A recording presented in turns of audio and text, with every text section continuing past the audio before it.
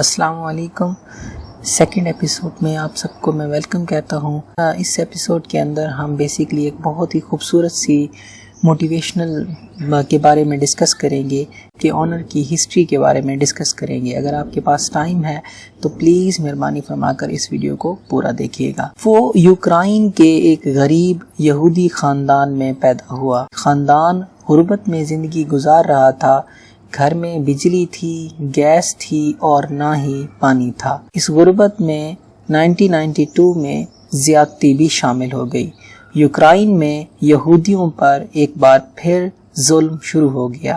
والدہ نے نقل مکانی کا فیصلہ کیا لیکن والد نے وطن چھوڑنے سے انکار کر دیا۔ ماں نے بیٹے کا ہاتھ تھاما، اٹیچی کیس میں بیٹے کی کتابیں بھریں اور یہ دونوں امریکہ آ گئے۔ کیلیفورنیا ان کا نیا دیش تھا۔ امریکہ میں ان کے پاس مکان تھا، روزگار تھا اور نہ ہی کھانے پینے کا سامان۔ یہ دونوں ماں بیٹا مکمل طور پر خیرات کے سہارے چل رہے تھے۔ امریکہ میں فوڈ سٹیمپ کے نام سے ایک فلاحی سلسلہ چل رہا تھا۔ حکومت انتہائی غریب لوگوں کو کھانے پینے کی اشیاء خریدنے کے لیے فوڈ سٹیمپس دیتی ہے۔ یہ سٹیمپس امریکی خیرات ہوتی ہے۔ یہ لوگ اتنے غریب تھے کہ یہ زندگی بچانے کے لیے خیرات لینے پر مجبور تھے۔ جین قوم کے پاس پڑھائی کے علاوہ کوئی چارہ نہیں تھا۔ یہ پڑھنے لگا۔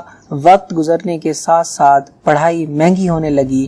فوڈ سٹیمپس میں گزارا مشکل ہو گیا۔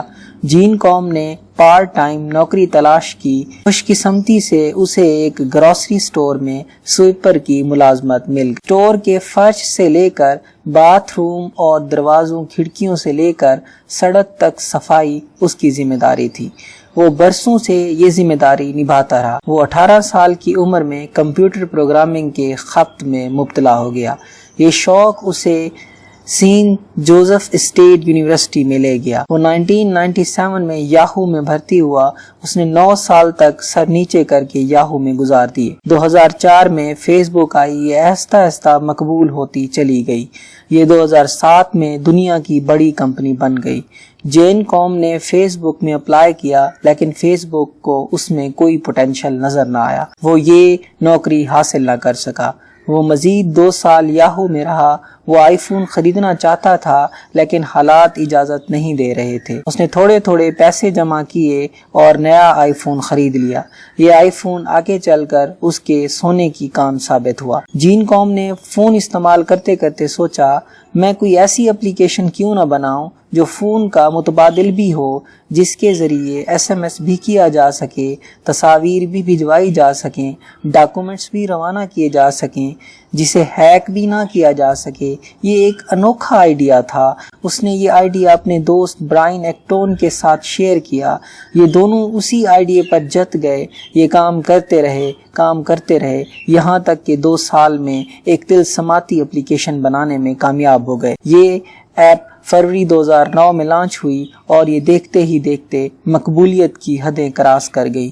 یہ ایپ ٹیلی کمیونیکیشن میں انقلاب تھی۔ یہ اپلیکیشن واٹس ایپ کہلاتی ہے۔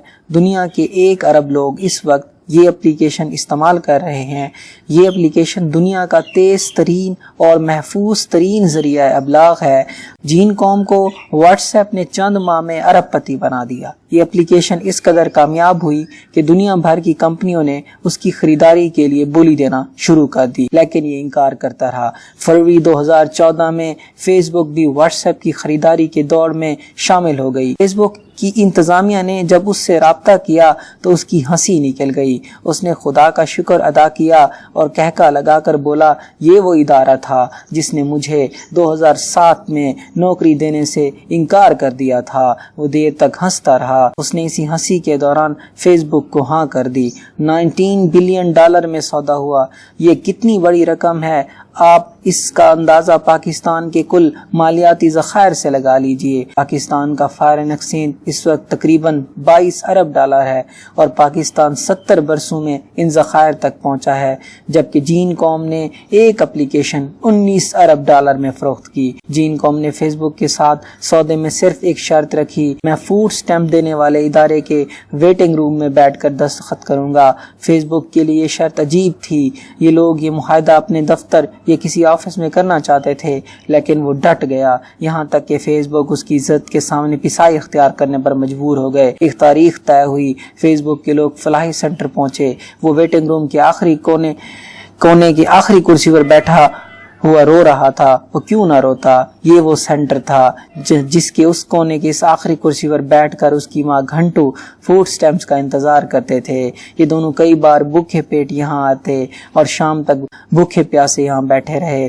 ویٹنگ روم میں بیٹھنا اذیت ناک تھا، لیکن اس سے بڑی اذیت کھڑکی میں بیٹھی خاتون تھی۔ وہ خاتون جو ہر بار نفرت سے ان کی طرف دیکھتی تھی، طنزیہ مسکراتی تھی اور پوچھتی تھی، تم لوگ کب تک خیرات لیتے رہو گے؟ تم کام کیوں نہیں کرتے؟ یہ بات سیدھی ان کے دل میں گزار رہا تھا۔ چنانچہ جب کامیابی ملی تو اس نے اپنی زندگی کی سب سے بڑی کامیابی اس ویٹنگ روم میں بنانے کا فیصلہ کیا۔ اس نے $19 بلین کی ڈیل پر فوڈ سٹیمپ کے انتظار میں بیٹھے لوگوں کے درمیان میں بیٹھ کر دستخط کیے، چیک لیا اور سیدھا کاؤنٹر پہ چلا گیا۔